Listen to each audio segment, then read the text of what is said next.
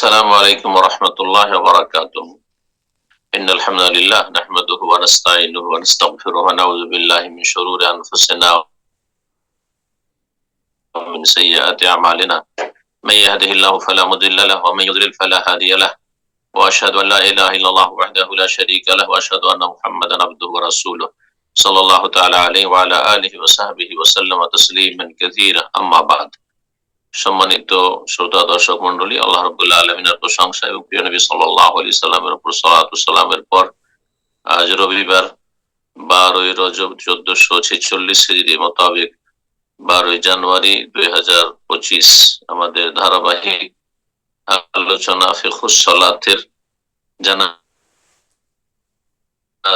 মাসাইল বা ফিকহুল জানাইজ আলোচনা চলছে।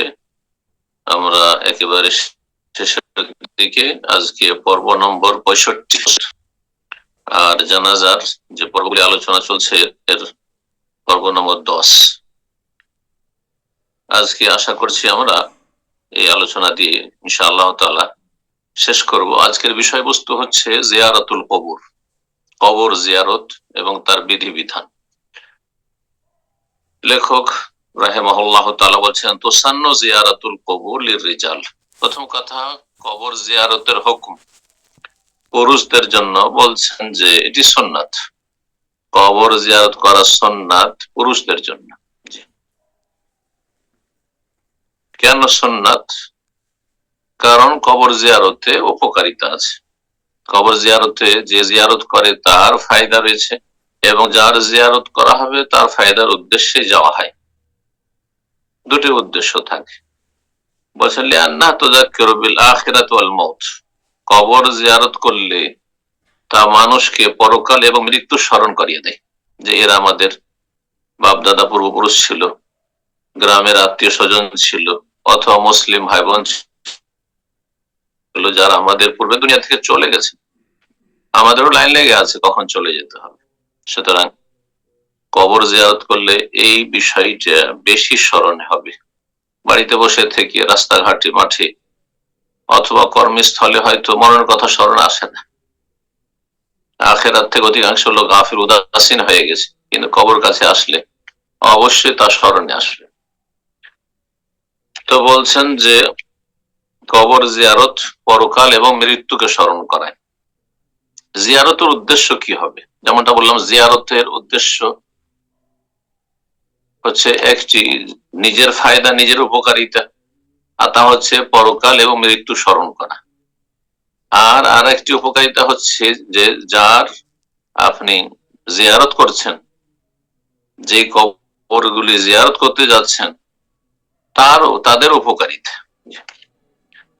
কবর যখন জিয়ারত করতে যাচ্ছেন আপনি, তখন উপকারিতার আর একটি দিক হচ্ছে যে এখানে শিক্ষণীয় বিষয় রয়েছে। আপনি সেখানে গেলে কিছু শিখতে পারবেন। উপদেশের বিষয় রয়েছে, আপনি চোখে দেখে উপদেশ নেবেন। শুনে উপদেশ অনেকে নিতে চায় না, কিন্তু সচক্ষে যখন দেখে তখন উপদেশ নেওয়াটা বেশি সুবিধাজনক হয় বা বেশি ভালো হয়। তো বলছে জিয়ারত তাকুন লিল ইতিবার ওয়াল ইত্তিআজ। এই জিয়ারত হবে কবরের শিক্ষা নেওয়ার জন্য, উপদেশ নেওয়ার জন্য, আর মৃত ব্যক্তির ফায়দার জন্য, যে কবরস্থ আছেন তার জন্য। বলছে আসসালামু আলাইহিম, তাদেরকে সালাম দিলেন আপনি, তাদের জন্য শান্তি কামনা করলেন। ওয়া দুআ লাহুম, আর তাদের জন্য দোয়া করলেন আপনি। এই জন্য কিন্তু কেউ যদি তাদের জন্য দোয়া না করে, তাদেরকে সালাম না দিয়ে তাদেরকে ডাকা শুরু করে, তাদের কাছে দোয়া করা শুরু করে, তাহলে শিরক। তাই বলছেন লা লি দুআইহিম, ওই মৃত কবরস্থকে ডাকার জন্য নয়, তাদের কাছে দোয়া করার জন্য নয়। আবি তাবাররুক বিহিম, তাদের থেকে বরকত হাসিলের জন্য নয়। যেমন অনেকেই সুফিরা এসবে বিশ্বাসী যে আল্লাহ নেক বান্দাদের কবর জিয়ারত করলে সেখান থেকে ফায়েজ ও বরকত আসে। এটা দেওবন্দি সুফিদের আকীদা। সব বড় বড় বুজুর্গান দিন তাদের যে কবরস্থান রয়েছে সেসবে তারা যায় সেখান থেকে তাবারক নেওয়ার জন্য, এবং তাদের সুফি ইজমের পরিভাষায় সেখান থেকে ফায়েজ এবং বরকত তারা হাসিল করে। শুধু বেরোলি নয়, বেরোলে তো সরাসরি মাজার সিজদা করে এবং গায়রুল্লাহকে ডাকে, দূর থেকেও ডাকে, আর কবরের কাছে গিয়ে পাকা কবর যেগুলি পীরদের, তাদেরকে ডাকে। কিন্তু এরা আবার ফায়েজ বরকত আর সেখান থেকে রুহানি আপনার উপকারিতা ইত্যাদি ইত্যাদি, অন্তর আলোকিত হয় ইত্যাদি, এগুলো কিন্তু শিরক। জি, হবে তোর হবে কবরের মাটিতে বরকত মনে করা। যেমন এক শ্রেণীর লোকেরা মদিনার মাটিকে তাবারক মনে করে, মদিনা থেকে মাটি বয়ে নিয়ে যায়, অথবা ওহদের ময়দানের মাটি নিয়ে যায়, বদরের যে সোহাদা রয়েছেন যেখানে বদরের আপনার মাকবার রয়েছে সেখান থেকে নিয়ে যায়, এগুলি এক ধরনের শিরক। জি, সেগুলো থেকে বরকত হাসিল করা শিরকি তাবাররুক। ফাযালিকা কুল্লুহু লা ইয়াজুজ, এই সমস্ত হচ্ছে নাজায়েজ, সমস্ত হচ্ছে নাজায়েজ, হারাম। লেখক বলছেন ইয়াহরুম আলা জামিল আহইয়া দুআউল আমওয়াত, সমস্ত জীবিতদের জন্য হারাম হচ্ছে মৃতদের আহ্বান করা। ইয়া গাউস, ইয়া জিলানি, ইয়া চিশতি, যাকেই ডাকুন না কেন, আল্লাহ ছাড়া অন্যকে ডাকা। মৃত কাছে থেকেও শুনতে পায় না, দূরে থেকেও শুনতে পায় না, কাছে থেকে উপকার করতে পারে, দূরে থেকে উপকার করতে পারে না, সাধারণ উপকারও করতে পারে না, অসাধারণ উপকারও করতে পারে না। সুতরাং মৃতকে ডাকা সর্ব অবস্থায় শিরক। কবরস্থদের ডাকা, জীবিতদের ডাকা যদি দূর থেকে হয়, অসাধারণ বিষয়ে ডাকা হয়, তাহলে শিরক। কিন্তু কাছে থেকে ডাকছেন, হাতের নাগালে আছে, আপনার আওয়াজ তার পর্যন্ত পৌঁছেছে, এবং সাধারণ বিষয়ে কোনো সহযোগিতা চাইছেন যেটা সে করতে পারবে, তাহলে জায়েজ। এই জন্য একজন আরেকজনকে যদি বলে, ভাই আমাকে রক্ষা করো, আমাকে মারছে, আমাকে বাঁচাও, মারতে দিও না, জায়েজ। কিন্তু সেটা যদি গায়েব থেকে দূর থেকে বলে তাহলে জায়েজ নয়, শিরক। তাহলে এইরকম কোন ব্যক্তি আগুনে ফেসে গেছে, পানিতে ডুবছে,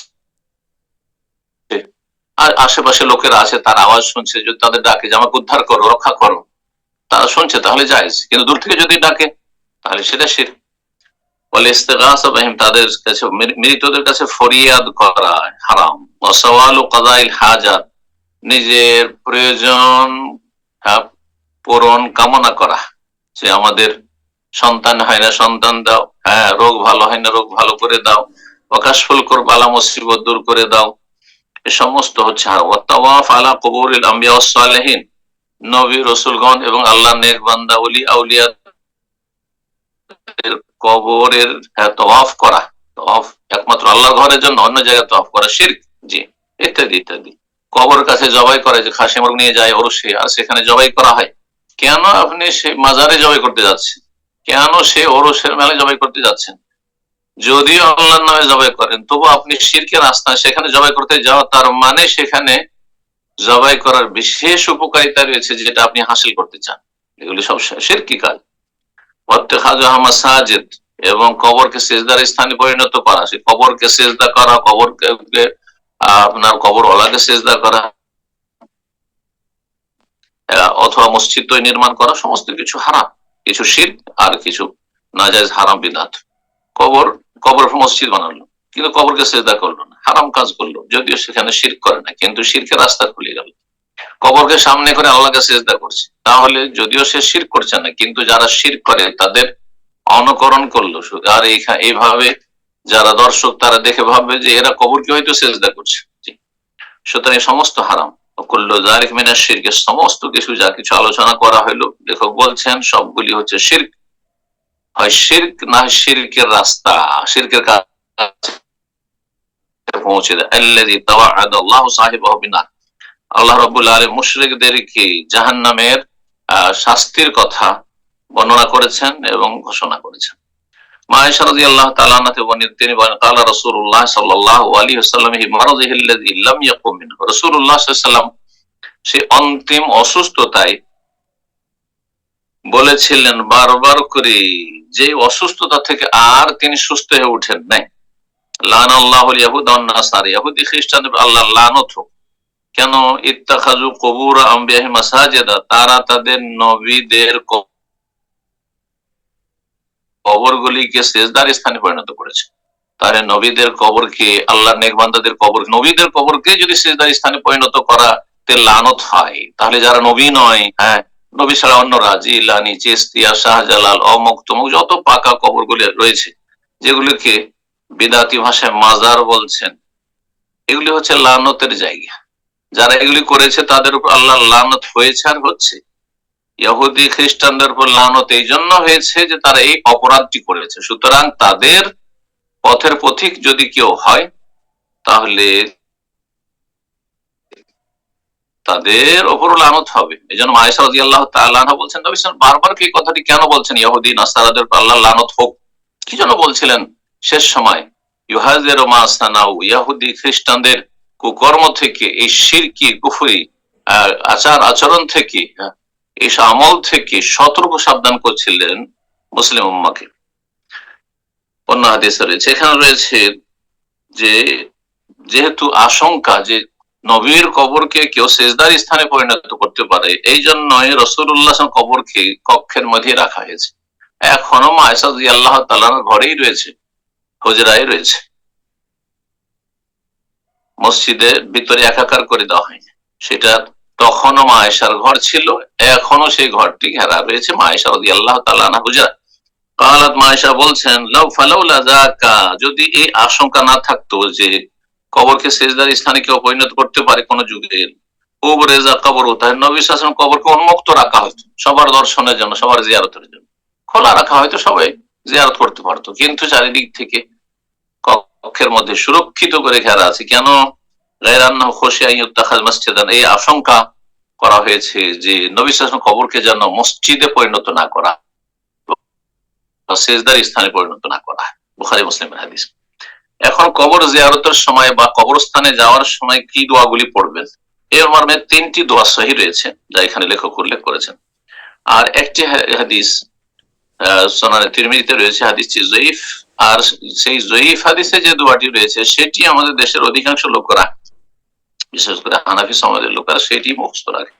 আমরাও ছোটকালে আহলেদিস সমাজেও ওই যঈফ দোয়াটি মুখস্থ করেছি মক্তব থেকে, কিন্তু তারপর আলহামদুলিল্লাহ সহিহ যঈফ যখন বুঝতে শিখলাম তখন সেটা পরিত্যাগ করেছি, এবং যারা ভালো আলেম তারা আমাদেরকে সতর্ক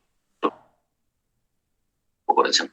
কোরআন সুন্নাহর আলেম এবং হাদিসের সহিহ যারা বুঝেন, কিন্তু আমাদের সমাজে এমন একটা সময় ছিল যে হাদিসের সহিহ যঈফ বুঝতো না, যার ফলে ওই যঈফ দোয়াটাই, দুর্বল দোয়াটাই শিখাতো, যেটা অথেন্টিক নয়। তো সহিহ দোয়াগুলি শুনুন। বলছেন, মা ইউকালু ইনদা দুখুলিল মাকবারাত ওয়া জিয়ারাতিল কবর, কবরস্থানে প্রবেশের সময় অথবা কবর জিয়ারতের সময় কি দোয়াগুলি বলবেন, কিভাবে সালাম পাঠ করবেন। আসসালামু আলা আহলিদ দিয়ার, প্রথম দোয়া, আসসালামু আলা আহলিদ দিয়ার মিনাল মুমিনিনা ওয়াল মুসলিমিন ওয়া ইয়ারহামুল্লাহুল মুস্তাকদিমিনা মিন্না ওয়াল মুস্তাখিরিন। বলছেন যে সার্বিক শান্তি বর্ষিত হোক মুমিন মুসলিমদের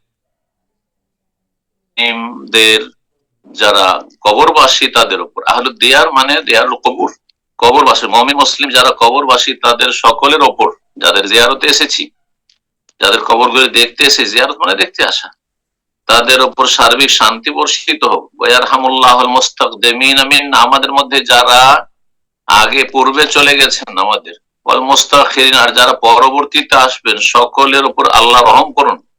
ওয়া ইন্না ইনশাআল্লাহু বিকুম লালাহিকুন, আর নিশ্চয়ই আল্লাহ চাইলে আমরাও আপনাদের সাথে শীঘ্রই মিলিত হব।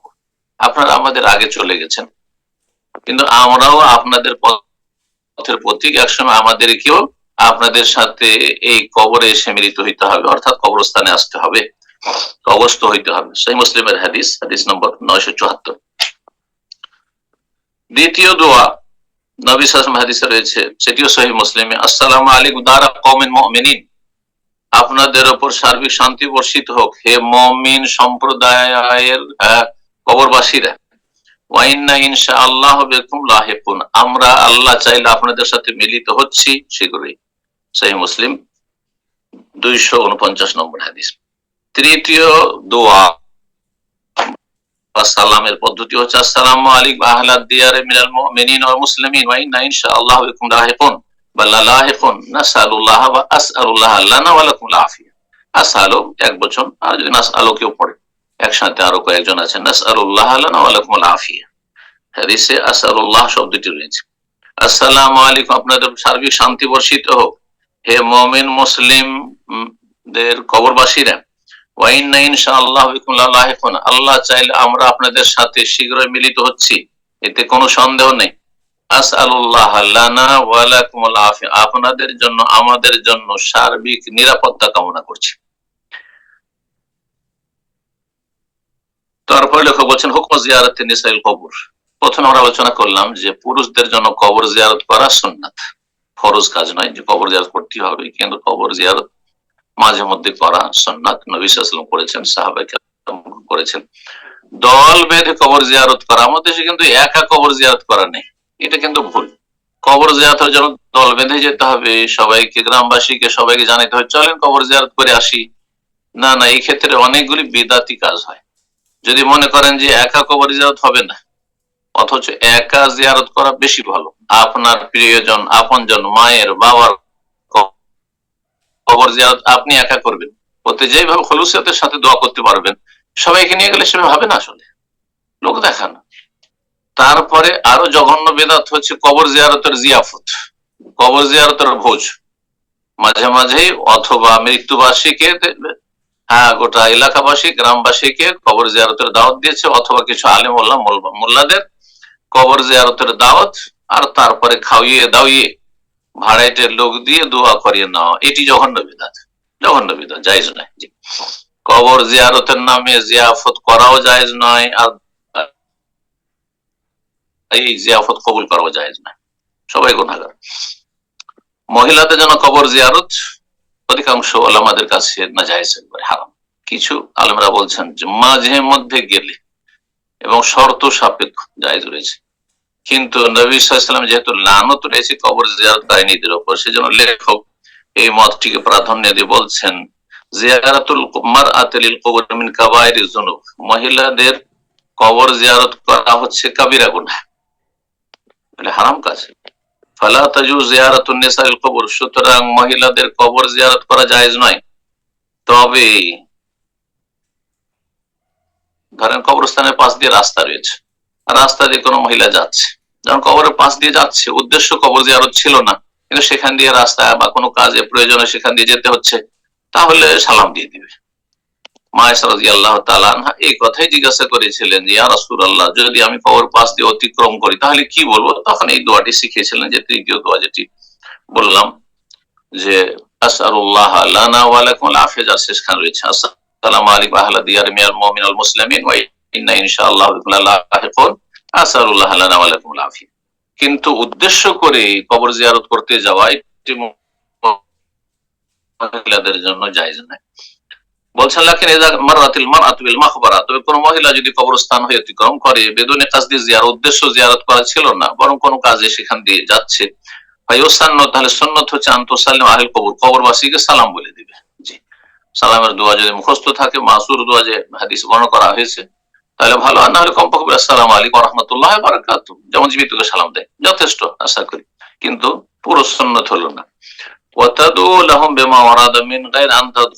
কবরস্থানে প্রবেশ করবে না মহিলারা, তবে পাশ দিয়ে যাচ্ছে তখন দোয়া করতে পারে, সালামের পরে দোয়া করতে পারে। তারপর লেখক বলছেন যে কবর জিয়ারত যারা করবেন তাদের বিভিন্ন অবস্থা, আর অন্য ভাষায় বলা যেতে পারে যে কবর জিয়ারতের প্রকরণ হুকুমের দিক থেকে কবর জিয়ারত তিন ভাগে বিভক্ত: সুন্নতি কবর জিয়ারত, মাসনুন কবর জিয়ারত, বেদাতি কবর জিয়ারত, শিরকি কবর জিয়ারত, তিন ভাগে বিভক্ত। লেখক সেই বিষয়গুলি এখানে কোন অবস্থায় সুন্নত হবে, কোন অবস্থায় বেদাত হবে, বিদাত হারাম নাজায়েজ কিন্তু বড় শিরকে পৌঁছিল না, গুনাহ করলো, আর কোন অবস্থায় কবর জিয়ারত করলে বড় শিরক হয়ে যাবে। আশা করি বিষয়টি খুব গুরুত্বপূর্ণ, কারণ আমাদের দেশে অধিকাংশ জিয়ারত গুলি হচ্ছে হয় বেদাতি জিয়ারত, না হলে শিরকি জিয়ারত। পাকা কবরগুলি জিয়ারত হচ্ছে শিরকি জিয়ারত, আর এমনি সাধারণ গ্রামে গঞ্জে যেসব যে সাধারণ কবরস্থান রয়েছে সেগুলি জিয়ারত করতে বিভিন্ন বেদাতে লিপ্ত হয় মানুষরা। এতবার সূরা ফাতিহা পড়তে হবে, এতবার দুরূদ শরীফ পড়তে হবে দোয়া করার আগে, সম্মিলিত মোনাজাত করতে হবে, আর তার দল দল বেঁধে যেতে হবে, আর তার লোকজনকে খাওয়িয়ে দাওয়িয়ে নিয়ে যেতে হবে, সবগুলি বেদাত, বেদাতি জিয়ারত। বলছেন আহওয়ালু মান ইয়াজুরুল কবর, যারা কবর জিয়ারত করবেন তাদের বিভিন্ন অবস্থা, চারটি অবস্থা এখানে বর্ণনা করেছে। প্রথম অবস্থা হচ্ছে আইয়াদ ওয়াল্লাহ লিল আমওয়াত, আল্লাহর কাছে দোয়া করছেন কবর জিয়ারতকারী মৃত ব্যক্তিদের জন্য, এটা অবশ্যই ভালো কাজ। মাইয়াতদের জন্য, মৃত ব্যক্তিদের জন্য আল্লাহর কাছে দোয়া করবেন। ওয়ায়াস্তাগফিরু লাহুম, এবং তাদের জন্য ক্ষমা প্রার্থনা করবেন। ওয়ায়াতাবিরু বিহালিল মাউতা, এবং মৃতদের যে অবস্থা, কবরে চলে গেছেন তারা আমাদের পূর্বপুরুষ ছিলেন, আমাদের চাইতে অনেক শক্তিশালী ছিলেন, আমাদের চাইতে অনেক শিক্ষিত বিচক্ষণ ছিলেন, আমাদের চাইতে অনেক পরেজগার লোকেরা ছিলেন, অথবা খারাপ ছিলেন, চলে গেছেন। তাদের অবস্থা, তাদের কবরগুলি আজকে ধসে গেছে, বন জঙ্গল হয়ে গেছে। সুবহানাল্লাহ। এগুলি দেখে শিক্ষা নেওয়া, ওয়াতাযাক্কুরুল আখিরা, এবং পরকালকে স্মরণ করা। ফাহাযিহি জিয়ারাতুন শারঈয়্যা, এটি হচ্ছে শরীয়ত সম্মত জিয়ারত বা মাসনুন সুন্নতি জিয়ারত। দ্বিতীয় হচ্ছে আইয়াদু আল্লাহ তাআলা নাফসিহি, আল্লাহর কাছে আপনি দোয়া করছেন কবরের কাছে গিয়ে নিজের জন্য, নিজের জন্য দোয়া করছেন। আপনি নিজের জন্য দোয়া করবেন, যেমন অনেকে কবর জিয়ারত করে রব্বানা আতিনা ফিদ দুনিয়া হাসানা ওয়া ফিল আখিরাতি হাসানা ওয়া কিনা আযাবান নার, রব্বানা হাব লানা মিন আজওয়াজিনা, আল্লাহ নেক সন্তান দাও। কবর কাছে কি কেন করবেন আপনি? আল্লাহ আমার রুজিতে বরকত দাও, আল্লাহ আমার গুনাহ খাতা মাফ করে দাও, ইত্যাদি। এইভাবে নিজের জন্য দোয়া করছেন। নিজের জন্য দোয়ার জন্য সবচেয়ে ভালো মসজিদ। তো আপনি কবর কাছে গিয়ে নিজের জন্য দোয়া, কবরের কাছে গিয়ে মাইয়াতের জন্য দোয়া করবেন। জি, তার সাথে আপনি নিজের জন্য তওবা ইস্তেগফার করুন, সেটা ভিন্ন বিষয়। বলছেন যে যদি কোনো ব্যক্তি কবরের কাছে গিয়ে আল্লাহর কাছে নিজের জন্য দোয়া করে, অথবা অন্য আত্মীয় স্বজনদের জন্য দোয়া করে, ইনদাল কবর, কবরের কাছে গিয়ে, এই বিশ্বাস নিয়ে, কি বিশ্বাস? আন্নাদ দোয়া ইনদাল কবর আফজাল মিন মাসাজিদ, কবরের কাছে দোয়া করলে সেখানে হটলাইন আছে, মসজিদের চাইতে ভালো, তাহলে বিদআত।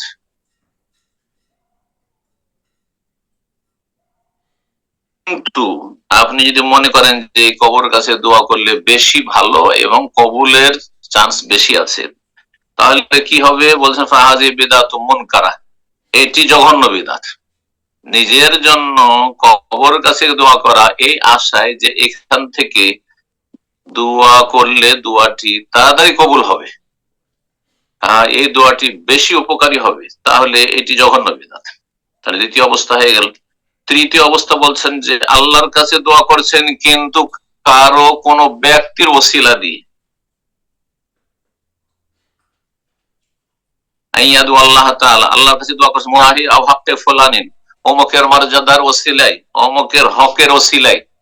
এসব কথাবার্তা আমাদের দেশে রয়েছে বিদআতি দোয়ায়। জি, যে বড় পীরের ওসিলায়, হ্যাঁ, খাজা বাবার ওসিলায়, তারপরে আপনার ওই শাইখুল হিন্দের ওসিলায়, আর কাসেম নানতুবির ওসিলায়, গাঙ্গোহির ওসিলায়, মাওলানা ইলিয়াসের ওসিলায়, আল্লাহ তুমি আমার দোয়া, আল্লাহর কাছে চাইছেন কিন্তু কারো ওসিলা দিবে, কারো হক দিয়ে। আল্লাহর বাবার কার কিসের হক আছে?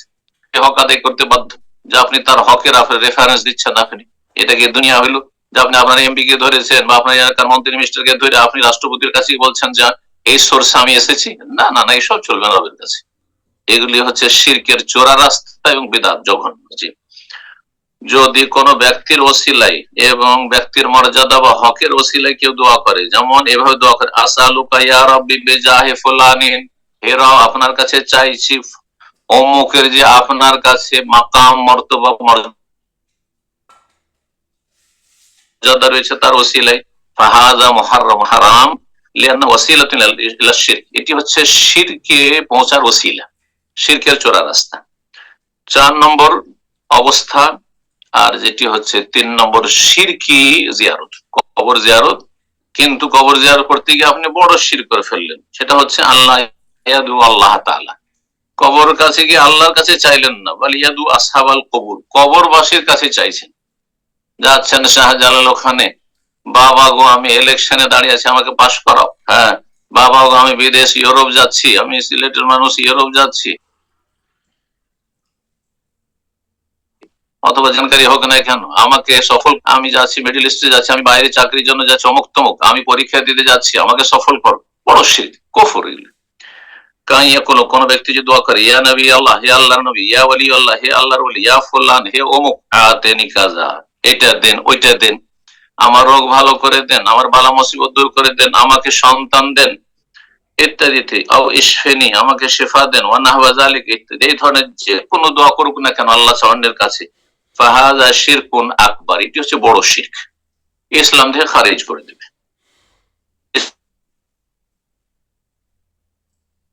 ইসলামে কোন অংশ থাকবে না এবং চিরস্থায়ী কোন জাতি। তারপরে কিছু মাসাইল বর্ণনা করেছেন, বলছেন আল মাইয়িতু ইয়ারিফু আহওয়াল আহলিহি ওয়া আসাফিদ দুনিয়া, মৃত ব্যক্তি যে কবরস্থ সে তার পরিবার অবস্থা জানতে পারে কিনা। লেখক বলছেন যে তার পরিবারের অবস্থা জানতে পারে, তার সাথী সঙ্গীরা যে দুনিয়াতে ছিল তাদের অবস্থা জানতে পারে, তার কাছে এইসব কথা পেশ করা হয়, জানা হয়, ওয়াইউসাররু বিমা কানা হাসানান, ভালো কথা শুনলে খুশি হয় যে তোমার ছেলেরা এরকম ভালো অবস্থায়, তোমার স্ত্রী দিনদার হয়েছে ইত্যাদি ইত্যাদি, তোমার পরিবাররা ভালো আছে ইত্যাদি। ওয়ায়াতা আল্লাহ বিমা কানা কাবিহান, যদি কোনো খারাপ পায়, ওয়ায়ারিফুল মাইয়াতু মান ইয়াজুরু, কেউ যদি জিয়ারত করতে যায়, ছেলে গেছে জিয়ারত করতে, স্বামী গেছে জিয়ারত করতে স্ত্রীর কবর, জানতে পারে যে আমার স্বামী আমার জিয়ারতে এসেছে, আমার ছেলে আমার জিয়ারতে এসেছে, ওয়ায়াসমাউ কালামাহু, তার কথা শুনে, ওয়াসালাম মাহু, দোয়া শুনে, এবং যেমন একজন মানুষ আরেকজন মানুষের সাথে দেখা করতে গেলে সেখানে সে খুশি হয়, সেই রকমই কবরবাসীও খুশি হয়। তারপরে বলছেন তাজুজু জিয়ারাতু কবর মান মাতা আলা গায়রিল ইসলাম লিল ইবরাতি ফাকাত, অমুসলিমদের কবর জিয়ারত করা, কবর জিয়ারত মানে দোয়া করা নয়, কিন্তু আমাদের দেশের মানুষের কবরের মানে দোয়া, মানে কবর দেখতে যাওয়া জায়েজ কিনা, অথবা কোন নাস্তিকের কবর আপনার আত্মীয় দেখতে যাওয়া জায়েজ কিনা, মুশরিক মাজারে সেজদা করে মরেছে, বড় শিরক কুফরি করে মরেছে, তার কবর দেখতে যাওয়া জায়েজ, বলছেন লিল ইবরাতি, শিক্ষা নেওয়ার জন্য, শিক্ষা নেওয়ার জন্য জায়েজ রয়েছে, কিন্তু দোয়া করার জন্য না, হারাম। নবী সাল্লাল্লাহু আলাইহি ওয়াসাল্লাম যখন মায়ের কবর কাছে আবওয়া নামক স্থানে গেলেন, রবের কাছে, সহিহ মুসলিমের হাদিস রয়েছে, বলছে ইস্তাযানতু রাব্বি আন আযুরা কবর উম্মি, আমার কবর, আমার মায়ের কবরটা দেখার জন্য রবের কাছে অনুমতি চাইলাম, ফাউযিনা লি, অনুমতি দেওয়া হলো, সুম্মা ইস্তাযানতু, তারপর আল্লাহ, ফের আল্লাহ, মায়ের জন্য আমি একটু ক্ষমা প্রার্থনা করবো, আল্লাহ তুমি আমাকে ক্ষমা করে দাও, ফালাম ইউজালনি, আমাকে অনুমতি দেওয়া হলো। তাহলে বোঝা যাচ্ছে যে যারা কুফরের অবস্থায় মারা গেছে তাদের জন্য মাগফিরাত, রহমতের দোয়া, জান্নাতের দোয়া এসব করা যাবে না, কিন্তু আপনি শিক্ষা নেওয়ার জন্য, পরকাল স্মরণ করার জন্য এবং শিক্ষা নেওয়ার জন্য যে এরা এই কবরে চলে গেছে এই পাপের অবস্থায়, আমিও যদি এই পাপের অবস্থায় চলে যেতাম আমার এই দশা হবে যে কবরে আযাব হচ্ছে এদের। ওয়ালা ইয়াদুলাহু, কাফের মুশরিকের জন্য দোয়া করা জায়েজ নয়, ওয়ালা ইস্তাগফির, ক্ষমা প্রার্থনা করা জায়েজ নয়, বাল ইউবাশশিরু বিন নার, জাহান্নামের সুসংবাদ দিবে, এটি লেখকের মত। আল মাকাবির মাহাল্লুল ইযাত ওয়াল ইতিবার, তারপরে বলছেন কবরস্থান হচ্ছে উপদেশ এবং শিক্ষা নেওয়ার জায়গা, সুতরাং কবরস্থানকে সুসজ্জিত করা, হ্যাঁ, গাছপালা লাগিয়ে পার্ক করে দেওয়া আর সুন্দর করে সাজানো, অথবা পাকা করে দেওয়া, হ্যাঁ, সিমেন্টেড করে দেওয়া, প্লাস্টার করা জায়েজ না, ওয়ালা এনার, আলোকসজ্জা করা এসব জায়েজ নাই। এইরকমই ওয়ালা বিআই শাইমিন আনওয়াই তাজমিল, যে কোন রকমের সৌন্দর্য বর্জিত, কবরস্থানকে সুন্দর করা মোটেই জায়েজ নয়, হারাম। জি। তারপর লেখক বলছে যে মানুষ মারা যাওয়ার পরে তার সাথে কি থাকে, এই মর্মে হাদিস রয়েছে, আনাস বিন মালিক রাদিয়াল্লাহু তাআলা আনহু থেকে বর্ণিত, রাসূলুল্লাহ সাল্লাল্লাহু আলাইহি ওয়াসাল্লাম বলেন, ইয়াতবাউল মাইয়াতা সালাসা, মাইয়াতের সাথে যায় তিনটি জিনিস, মানুষ যখন মারা যায় আর কবরে নিয়ে যাওয়া হয় তখন তিনটি জিনিস যায় তার সাথে, এক ফায়ার জয়সনা, দুটো ফিরে চলে আসে, একটি শুধু বাকি থাকে তার সাথে, ইয়াতবাহু আহলুহু মালুহু আমালুহু, তার সাথে যায় তার পরিবার পরিজন আত্মীয় স্বজন, তার ধন সম্পদ, মানে যে খাট নিয়ে গেল, মৃতদেহ নিয়ে গেল যাতে করে সেটা যায়, এবং তার কাজকর্ম যায়, আমলগুলি যায়, ফায়ার আহলু, তার পরিবারের লোকেরা দাফন করে ফিরে চলে আসে, খাটলিও ফিরে চলে আসে, ওয়ায়াবকা আমালু, তার সাথে তার আমল বাকি থাকে, বুখারী মুসলিমের হাদিস। সর্বশেষ মাসলা যে মৃত ব্যক্তির জন্য কি ধরনের আমল করে নেকি পৌঁছাবেন আপনি, এই মর্মে আমার একটি আলোচনা রয়েছে, মৃত ব্যক্তির জন্য ইসালে সওয়াব, গুরুত্বপূর্ণ আলোচনা, কোনগুলি করবেন কোনগুলি করবেন না, আশা করি সেই আলোচনাটি অবশ্যই শুনবে যাদের এই বিষয়টি জানার প্রয়োজন বিস্তারিত। সংক্ষেপে জ্ঞান লেখক বলছেন, ফিআলুল কুরাবে মিন মুসলিমিন লিমুসলিমিন হাইয়িন আও মাইয়িতিন লা ইয়াজুজ ইল্লা ফি হুদুদি মা ওয়ারাদা ফি শারঈ ফিআলুহু মিসলু দুআ ইলা ওয়াল ইস্তিগফার লাহু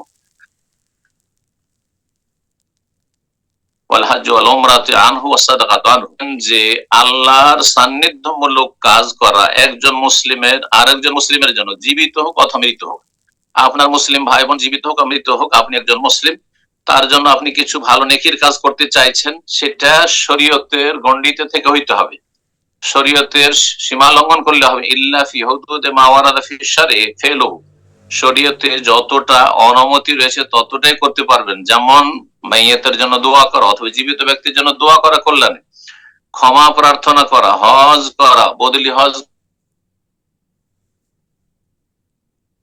করা, উমরা করা মৃতদের জন্য চলবে, এবং অচল ব্যক্তির জন্য সাদাকা দান খায়রাত করা জীবিত ব্যক্তির পক্ষ থেকে করতে পারেন, মৃত ব্যক্তির পক্ষ থেকে করতে পারেন। ওয়াসসামুল ওয়াজিব, যদি কোনো ফরজ রোজা থেকে যায় তাহলে সেটা আপনি কাজা করতে পারবেন। আম্মা মাতা ওয়ালি সমন, রোজা থেকে গেছে আর মারা গেছে, যেমন মানতের রোজা ইত্যাদি ইত্যাদি, সেটাও ওয়াজিব।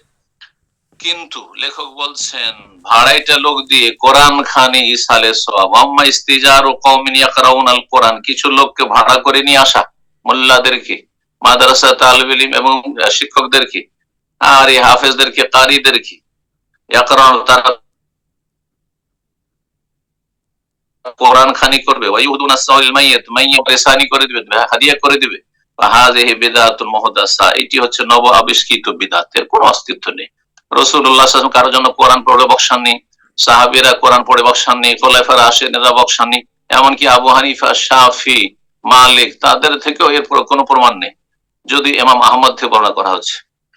আশ্চর্য বিষয় যে ইমাম আহমদের ক্ষেত্রে বলা হচ্ছে যে তার মাসলায় খানিকটা এই ক্ষেত্রে ছাড় আছে, অথচ হাম্বলীরাই করেন না। আর হানাফি মাযহাব ইমাম আবু হানিফা রাহিমাহুল্লাহ কঠোর ভূমিকা এই ক্ষেত্রে রয়েছে যে কোরআন খানি করে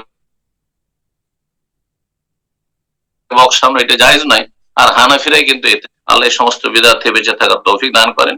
এখানে আজকের আলোচনা শেষ করছি। এর মাধ্যমে আলহামদুলিল্লাহ আমরা ফিকহুস সালাত 65টি পর্বে শেষ করতে পারলাম।